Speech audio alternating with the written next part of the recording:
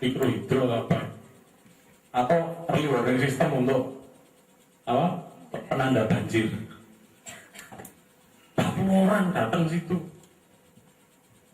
sehari atau 2 hari, habis itu terus desa itu ditinggal untuk selama-lamanya. Duh, ini kan nggak ada perencanaan namanya, hanya untuk cari tega amat gitu ya dengan masyarakat desa kita begitukan gitu.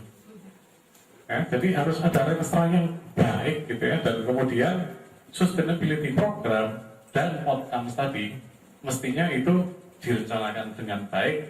Katakanlah misalnya yang sangat penting sekali, tadi kan saya sampaikan bahwa kalau ada pendidikan, pendampingnya adalah penelitian dan pengabdian masyarakat. Ini juga begitu.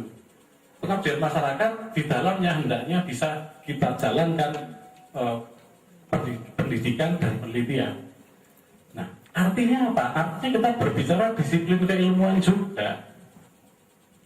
Jadi kita tidak melakukan pengabdian masyarakat yang bidangnya entah apa yang tidak sesuai dengan kita. Nah, jadi untuk praktisnya saya pikir begini, teman-teman di fakultas atau di prodi, dosen home base-nya ada berapa? Nah, katakanlah misalnya bikin task force atau satgas-satgas gugus-gugus dosen pengabdian masyarakat itu 2-3 orang. Ini menjadi sebuah tim yang bisa dikatakan hampir menetap gitu ya. 2 orang atau 3 orang monggo. Nah, ini ditempatkan di satu UKM, industri kecil atau desa. Terserah mau 1 desa, 2 desa. Nah, itu membina di situ, mengarrange program pengabdian masyarakat.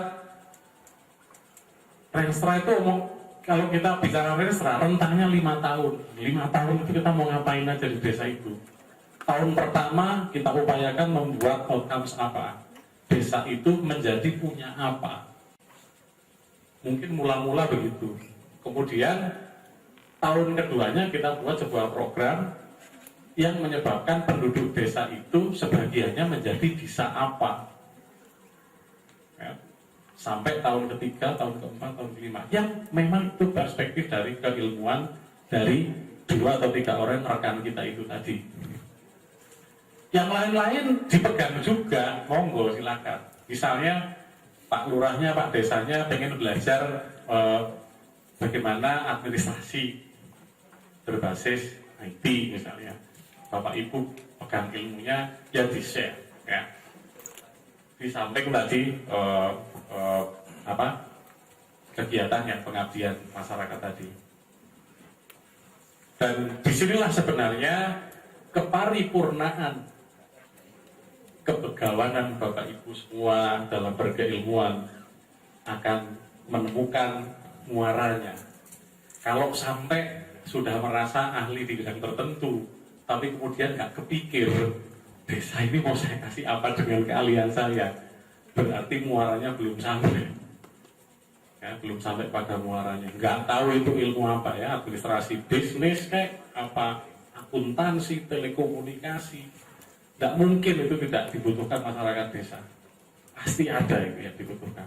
Ya, ilmu komputasi, fisika, nggak tahu ya. Kita bicara aturan akademik, tapi aturan ini bicara standar pendidikan, sehingga ada standar akademik itu ini, ya. Ini yang dikejar dalam 4 hari ini sampai lecek gitu ya. Sama Bu Majidah dan Mas Pak Lalu, Pak Heri mendatangkan pembicara dari berbagai tempat yang ahli. Tapi ada juga standar ini yang tadi saya sampaikan, standar penelitian, standar pengabdian masyarakat, dan kemudian ini tidak masuk dalam SNPB, tetapi ini adalah auxiliary standar yang sudah harus masuk di dalam, sudah otomatis kita pertanggungjawabkan dalam akreditasi. Sehingga memang yang namanya standar perguruan tinggi itu memang ada 13 sekarang ini. Dari yang zaman dulu ada 8, sekarang ada 13. Kurang akreditasinya masih 7 di map, ya. Di map. Nah, ini ada perubahan yang mendasar. Ini bentuk-bentuk pembelajaran. Tadi sudah saya sampaikan bahwa Tridharma umumnya dipersatukan. di dalam pendidikan diminta ada penelitian dan pengabdian masyarakat gitu ya. Kemudian definisi SKS itu sama untuk semua jenjang prodi. Kemudian beban belajar mahasiswa ini yang paling bikin galau di seluruh pengelola pendidikan tinggi setanah air, pasal 17. Kalau 24 itu yang bikin galau mahasiswanya. Karena ini predikat kelulusan berubah gitu ya. Nah ini bentuk pembelajaran, kemudian ini ya yang tadi saya sebut ya. Jadi di dalam pendidikan akademik itu di dalam karya akhir harus ada penelitiannya, dalam vokasi itu harus ada pengabdian masyarakat. Kemudian, nah ini yang definisi SKS ini diberlakukan sama. Kalau dulu satu SKS-nya S2 berbeda dengan satu SKS-nya sarjana, enggak dibikin sama. Nah ini punya pengaruh terhadap sumber daya ini tadi. Ya, ruangan, usage dari ruangan, kemudian berapa yang harus dicurahkan oleh dosen, berapa jam. Kemudian pasal 17, nah ini yang paling berat, ya. S2 sekarang menjadi 72 SKS, S3 menjadi 72 dari tadinya 52, S3 tadinya 36. Yang ini relatif tetap. Sudah ininya ditambah, terus masa studinya dikurangi. Ya. Ini tadinya 4-7, sekarang jadi 4-5. Berarti retensi mahasiswa semakin pendek. Kemudian S2 tadinya 1,5 sampai 5, sekarang jadi sampai 4.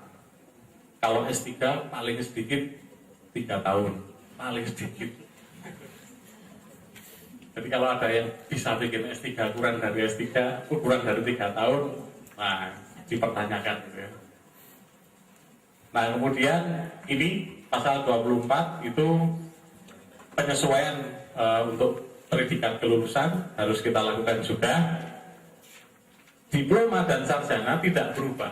Untuk boleh wisuda IPK-nya minimum 2. Tetapi kalau dulu 2 sampai 275 itu punya predikat gitu ya. Sekarang enggak. Predikat itu dimulai 276. Artinya IPK kurang dari 275 tidak berpredikat lulusnya. Nah, kemudian yang paling berat juga ini untuk magister dan doktor. S2 itu pakai aturan yang kemarin 2,76 boleh wisuda, sekarang nggak boleh, minimum harus 3. Nah ini kan perlu transisi, ya perlu transisi. Nah kemudian ini predikatnya juga ada perubahan. Di bawah 3 tidak ada predikat. Ini sih keterangan dari Pak Dirjen bahwa 72 tadi seharusnya tidak menjadi kegalauan karena sebenarnya itu hanya untuk mengapresiasi untuk mata kuliah non kelas gitu ya, untuk non course-nya, tetapi yang research base, yang course base-nya tetap di 30-an, sedangkan research base-nya itu diperbesar. Sekarang sedang digodok oleh Komisi Pasca Sarjana. Nah ini adalah adaptasi untuk masa studi yang tadinya 7 tahun menjadi 5 tahun maksimum. Maka di Juli 2016 itu adalah wisuda yang terakhir membolehkan mahasiswa lulus dengan masa studi 7 tahun. Ini artinya adalah angkatan 2009. Sedangkan wisuda berikutnya sudah cut off, sudah tidak boleh lagi. Ya.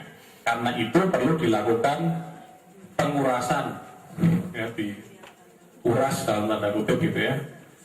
Kalau angkatan 2007 ini sudah harus selesai Juli tahun ini, sekarang 2008 Juli 2015, tapi sekaligus ini 2009 kita dorong untuk selesai tahun depan kalau masih ada.